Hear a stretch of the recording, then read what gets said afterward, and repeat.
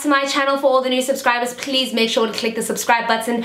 And for all the returning subscribers, welcome to another video by your ultimate fave. As you guys can see by the title of the video, we are back with a TV recap part 2 of Life with Kelly Khumalo. I genuinely couldn't wait to do this recap because I was so taken aback by the first part of the series. And if there are any of you who haven't watched the first recap that I did, please go make sure to check it out. I'll probably leave a link right up here and you guys can just click it and then watch that before you watch this video. Okay, comprende? Okay, let's go.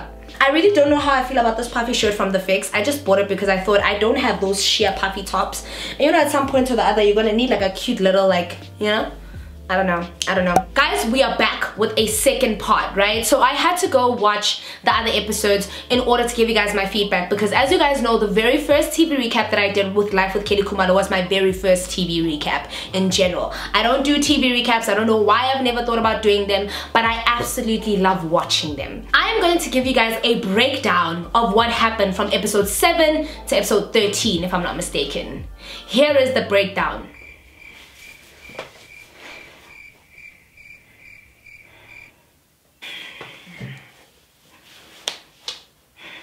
It was the disappointment in like my heart where I was just like, well, what the fuck? So for the second part of the recap, I was genuinely expecting like the juices to flow. She just put that Eisbein, that lamb shank, that oxtail in the oven. It was brewing. We were waiting for that 2 hours. You know, the 2 hours which feels like obviously a couple of weeks. But then when it came out, I was just like, what the fuck? I've never been so underwhelmed in my life, guys. I've never, okay, I think my biggest issue in watching the current episodes that are obviously on Showmax now, and if you are a premium DSTV subscriber, please go to Showmax and watch the episodes. And you know what, Showmax, you guys might as well just hire me at this point because wow, I'm giving you guys free advertising. Anyway, if you watched the episodes from episode 7 to episode 13, I felt really underwhelmed, and it felt like a really nice dope house party, you know, when everyone gets there around 8 o'clock and from 8 to 11, and then you know that part in the club from 2 o'clock till 4 o'clock in the morning where they start playing all that ugly house and they start playing Heaven's on Fire, and you know now it's time to go home.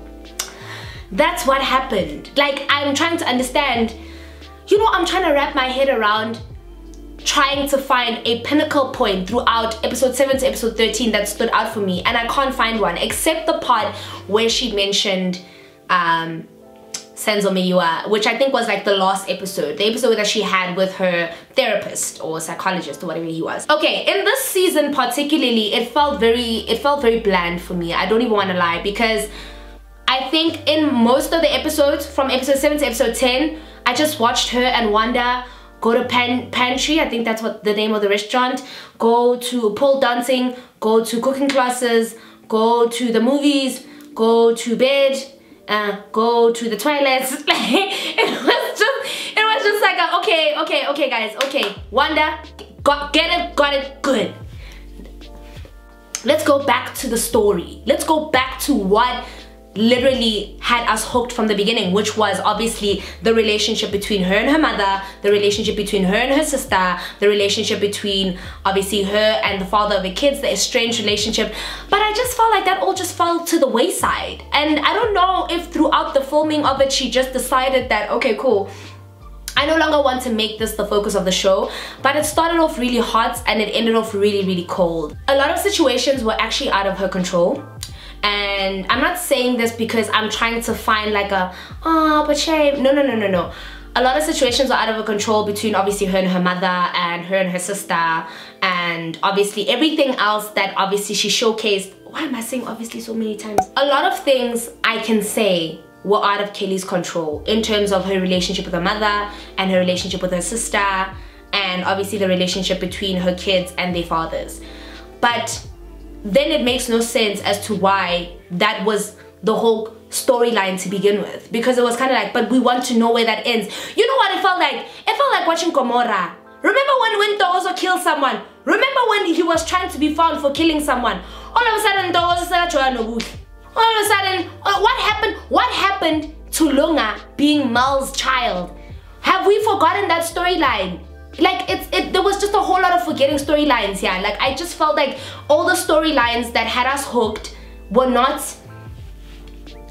presented in the second part, and it's just like, but guys, that's why we watched to begin with. So I think the remainder of the episodes, I really liked how her friends had more of a, I don't know, a presence this time, because I feel like the one friend that I picked up a lot was Wanda, but not so much the other friend. I'm so sorry I forgot her name.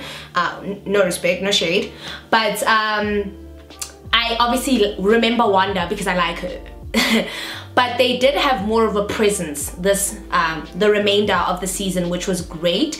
And I think they did showcase a strong support system for Kelly, because I think in the remainder of the episodes you can see how lonely Kelly is. You could see a lot of things were not working out for her in terms of obviously talking to Christian's dad. Batong chup chupu, who hello manje? Huh? Hey guys, you know, I didn't know this whole time that Christian's dad. I don't know the whole time that Christian's dad is Jib Jib, okay? It's Jibbers, Jibbalicious. So Jib Jib what's up is Lukisa Malapa this side, Marala Hae Lapa. What's going on? What's happening? What's happening, Jibbies? I think the whole conversation with Jib Jib, with Jibbies, is a very sensitive topic for Kelly. She doesn't even want to engage on it. She doesn't even want to talk about anything that has to do with Jib Jib. And it's really sad because obviously Christian, that's his father. So I would have wanted to see her, you know, do it for the sake of your children. You know, with the other dad, you know, Senzo, it's just very unfortunate. But what I'm saying is there's a more active role or active want to obviously educate Tingo and let her know what's going on. But with Christian, as much as Christian has not been the type to actively want to meet his dad, I think a lot of that energy is perpetuated by Kelly herself, where like you can't not want to talk to him, right? But then you want Christian to have a father figure. It's not fair. It's really not fair. You know what I'm saying? But speaking as someone who's had a very active fatherly role, I do hope that at some point Christian gets to build that relationship with his dad, because at the end of the day, nobody knows Jib Jib's side, and nobody knows what he experienced. He's never spoke about it, and whatever the case may be. But I just hope for Christian's sake that him and Kelly at some point their paths cross again, because it's very important for a kid to have both the parents in their lives. Like, you could see throughout the season that Christian acts the way he does because he doesn't have a father figure. And he gets suspended at school and things like that. And those little things contribute when you know, what's the worst that could happen type of thing. It's very easy for moms to succumb to their sons because their sons are like the center of their world. And whereas girls, they're a bit more firm with them. But with their sons, they melt so easily. A mother and a son's bond is just, you can't break it. But also, mothers succumb to sons a lot. So I think Christian has that overly affection, and he doesn't know, like nobody's, hey, that's wrong. I know Kelly does that, but I'm just saying that having a man who's going to shake things up a bit and just say, hey, it's very important. I don't want to lie. I think if it wasn't for me having an active fatherly role, I don't know where I would have been. The show like kind of the theme of the show, which was kind of understanding Kelly, you know, and kind of understanding who she is outside of the controversy as per her gen. It fell to the wayside in the last few episodes, and I was just like, but you know, what happened to them Sebenzi? What happened to, you know, I think it just ran out of steam. But then again, it became like a being bonang. It became like a being bonang, where we just saw her going to interviews, or we just saw her going to this, going to that, working on an album, this. It felt more of a PR centered, campaigny, like this is what I'm doing, and when my gen comes out or when my album comes out, y'all better listen, y'all better buy, y'all better drink, y'all better support the gallons. The one thing I enjoyed was hearing her sing over and over and over again. I couldn't get enough of it. I couldn't get enough of it. Like every time she went in the studio, sing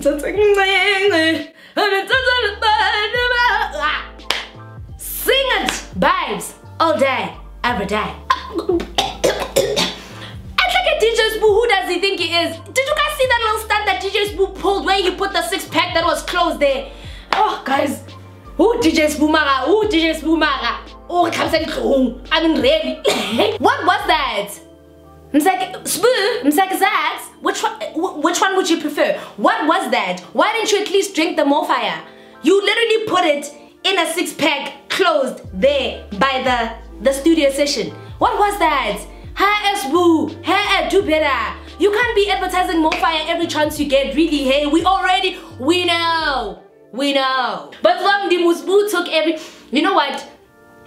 I secretly dislike people like DJ Spoo. There's such opportunists. Like that whole particular episode or that whole particular moment where Kelly came to talk about Robbie Malinga, why did he feel the need to put that 6-pack there or to capitalize on that moment? We already saw the cap and the jacket and the underwear, and we already saw the wife beater that would bring more fire. Damn, nigga, relax. Relax. DJ Spoo, Zegest, you're my boy. It's all banter, nothing, you know? Just a little disclaimer out there before he decides to, you know, bash me there on the radio. Guys. So, throughout the season, I think throughout these previous episodes, the one thing that stuck out to me is when she spoke about Senzo to her therapist, and when she really like kind of cut her family off, which I also think was extremely sad to witness. Nobody wants to air out their dirty laundry like that on TV, on television. Nobody wants to say, oh, no, I'm not speaking to my sister anymore, because I'd rather lie to you guys than tell you guys me and my sister don't get along, hey? But I understand why she did what she did. I think Kelly's been through a lot. I think Kelly obviously has been bullied both externally but also internally about the passing of her ex. But here's another thing that raises a little eye breezy. The mother at some point did a switch. She was living with Kelly. Begumnandi, lama veggie, lama fruits. Next minute, the mother's going to the tabloids saying all the things that happened between her and Kelly in the home. Like the mamas. Like mama. Batong mama. Hi yo guys, abo mama dude. Abo mama, first of all, what are you doing talking to the tabloids? What are you doing talking to the Kelly's mom, for me, the rest of the season kind of solidified the person that I initially thought she was from the very first few episodes that I watched. I think she gets bulldozed very quickly. I think it's very hard for her to pick between her one daughter and her other daughter. And I think it's one of those things where you're caught between the daughter you love, the daughter like the one that has your heart, versus the one you don't love as much, but that one takes care of you. So you're obviously gonna pull your strings in the right direction. You're obviously gonna pull her closer, but you'll always, you know, you'll bend when it comes to her. It's like having a favorite versus, you know what I'm saying? I mean, you're in luck if you're the favorite and you're the breadwinner when it comes to taking care of your parents. Because I know one thing for sure, I'm not my dad's favorite. I'm not. I'm probably his least favorite. Which is ironic because I'm exactly like him. Booyah. This season, well, this second part, or like the rest of the episodes, I think they kind of went off the grid, and I think it has a lot to do with the fact that she stopped talking to her family completely, her mother included, and also it was kind of hard to do the ritual for Christian because the dad wasn't involved. But look, I mean, Kelly this was a chance for her to vindicate herself, right? To vindicate herself about the whole murder and the whole whatever was going on. But I do think, whilst we're talking about Kelly the person, this TV show really gave her an opportunity to vindicate herself. She's a great mother, I'll give her that. She's a good mother, she loves her kids. Mara guys, Kelly what's wrong, hey? You know, I felt like my mother likes my ex-sister more than Kelly's deep twang though. Let's talk about it. No, let's discuss it. Kelly was twang and twang and twang more strong. But I don't mind it because her voice when she starts singing, I even forget. Like, I just remember that's Kelly motherfucking Khumalo, okay? Mara khulumi Zulu, like the Zulu, the KwaZulu Natal. I absolutely enjoy it. Okay, I have a secret love for Zulu women, even though I think they're really, really mean and territorial. I have an immense love for Zulu speaking women. I just love them. Their confidence, their aura, the way they speak, the way they're so confident. Like, when a Zulu girl speaks, you really want to listen. You want to listen, like, okay, yeah, what is it? But yes, I definitely loved the presence of the friends this time. I think the one scene that really hurt me was when she spoke about Senzo, right? Look, that one is always going to be a sticky situation, and I never want to talk about that because we weren't there. We don't know what happened, but obviously what we're given or what we see is what we can comment on. And what I saw was someone who was extremely hurt because she made a comment and said, if I had to take a picture with you, people would assume, oh, you're taking a picture with the murderer. And oh, that's painful, guys. That's painful. You never want that stigma held against you. Like, look, yes, she's right. It's not nice to have that stigma attached to you. It's not. But because there are so many unanswered questions and there's so much mystery around what happened,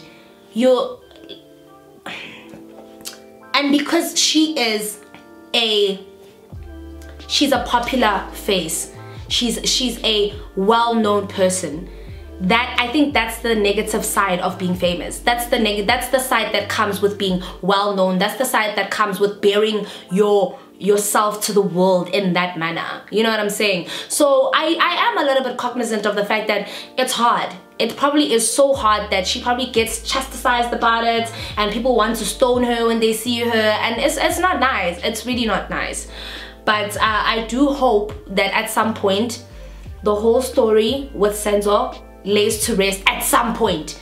I do hope people get the justice they deserve. I do hope everyone is vindicated. I do hope if Kelly's also innocent, she's vindicated. There's a lot that I hope for. But all in all, guys, I think the last few episodes, they were fairly okay. I think it was just more of a doing the everyday routine. I would have preferred that in the mix of like what was going on.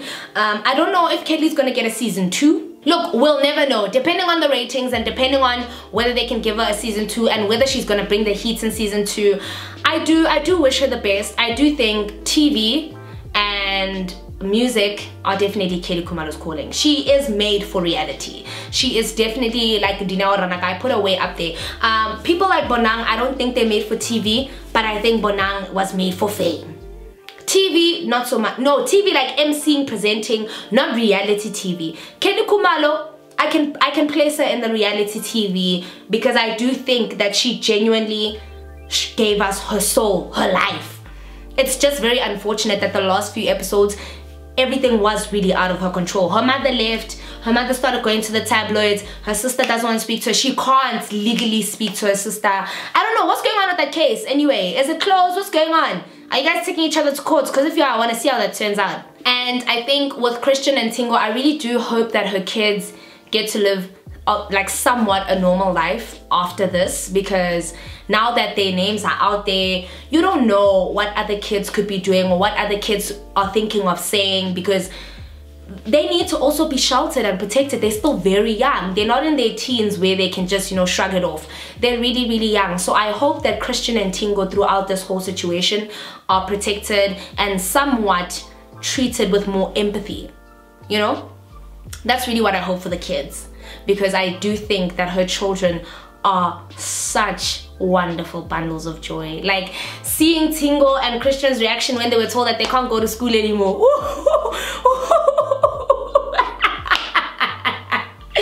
They were like, yeah! Kelly's like, okay, you guys know that you can't go to school for the rest of the year. Yes! That means you'll have to repeat a grade. Christian just went, oh my god. Christian went, oh my god. They really have a great relationship. Kelly really has a great relationship with her kids, and I think that has been the best part about her TV show for me. Watching how brilliant of a mother she is and how she emphasizes that I never had that, so I will do everything in my power to give my children that. that's commendable. That's commendable. But anyway, yes, that is the end of the part 2 TV recap. I really hope you guys enjoyed it. If you guys want me to do any more TV recaps, I know you guys have been obviously commenting down below telling me that you guys want me to do certain TV shows, but because some certain TV shows are many seasons in, I would need to start from the beginning. So I promise to try and do that, like, and get as much time to actually watch these shows that you guys want me to watch, and definitely do it for you. One show that I hope comes back is Machichan. I hope I'm saying his surname right. I'm so wrong. Machichan. I really hope his TV show comes back, because I really want to recap that one, guys. Hey. But anyway, I really do hope you guys enjoyed the part 2 TV recap of Life with Kelly Khumalo. I do wish Kelly Khumalo and her children the absolute best. I hope she does get another season, and I do really hope that her personal life becomes somewhat better after this. But anyway, thank you guys so much for watching. Comment down below, share, subscribe, and I'll see you guys in my next video. Bye.